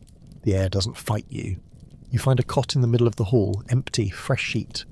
A folded square of stitched linen placed at the foot. Your initials, new thread, no dust. You sit. The gaslights buzz once, then still. You think of her. Of all of them. You sit until the light softens your edges and the room forgets to hold its shape. No one calls for you today. No screams, no alarms, you walk the halls like a whisper, checking rooms that don't show up on the rota. Room 0, still locked. No one has the key. Room 13, gone now, the door replaced with bricks that still smell of lime. You rest your hand on the seam. It's warmer than the rest of the wall. You say nothing, just close your eyes for a beat too long. A nurse passes you in the corridor carrying a basin. She looks at you like she almost knows your name. You keep moving. Back to the upper wing. You find the boy. He's drawing now, scratches of lines, circles, a cot, a figure, another figure beside it, holding something square. You ask, "Can I keep this?" He nods. You fold the paper, slide it into your coat. You don't mark the chart. There's nothing the chart could say that would get it right. Later you return to the records room. One last time. The air is still sharp with dust. You open the drawer marked Attendance Active. Find your folder. Remove it. Inside the same sheet. Still labelled Compliant. You add one note, at the bottom, in your own hand. Saw more than asked. You close the file, slip it back, you walk to the back shelf, the one no one catalogues. You place the folded drawing between 2 volumes. No label, just placement. Then you open the file marked Room 6A. There's a new page, not in your writing. Observed overnight. Contact acknowledged. No breaches recorded. Status. Holding. You read it twice, then again. Then tear it in half and toss it in the bin beneath the desk. You close the drawer, push your chair back, breathe in deep and cough once, hard enough to taste iron. You leave the door open when you go. The sound of it creaking will be your signature. Your shift ends at 6, like always. You clock out. The pencil barely makes a mark. You don't correct it. You walk past matron. She nods. You stop, reach into your coat, place the stitched linen on her desk. She doesn't touch it, just looks at you. You look back. She says, "They stay with who remembers them." You say, "I know." You leave. The snow outside has stopped. Everything looks dipped in wax, still, fragile. You take the long way home, through the alley where the ground still holds footprints from days no one talks about, through the square where the fountain no longer runs, but the air still echoes, into your room, upstairs, no candle, no fire, just the dark. You place the drawing on your table, you sit, remove your boots, line them side by side like the feet of someone sleeping. You lie down, let your fingers fall over the edge of the bed, let the quiet come, not silence, just quiet. The kind that arrives when you've told all the stories the walls were willing to share. Because you were never the healer, never the cure. You were the strap, the watcher, the one who stayed. And now, as the final bell rings far across the city, its echo faint but certain, you close your eyes. And somewhere in a stitched room with no door, a girl hums a threadbare tune beneath a flickering light.